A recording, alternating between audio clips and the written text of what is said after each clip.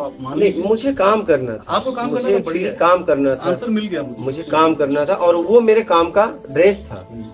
जितना सीखने का मौका, समझने का मौका मुझे समाज के लोगों को और अपने आप को भी, अपनी स्थिति को भी, अपनी फीलिंग को, एहसास को, शर्म को, लाज को मैंने उस कपड़े में महसूस किया, शायद वो नए कपड़े में नहीं मिल सकता।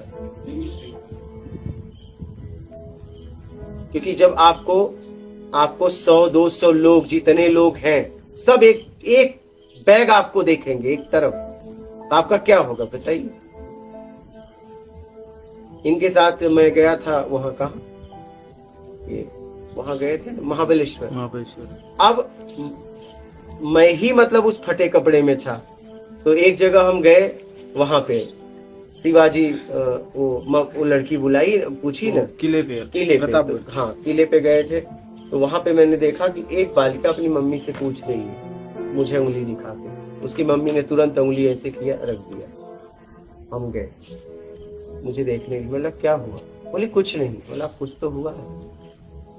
इस बालिका ने आपसे प्रश्न पूछा, आपने इसके प्रश्न को दबा दिया। ठीक है, आप इनकी माँ हैं, अगर आप ही प्रश्न को दबा देंगी तो जवाब कौन देगा?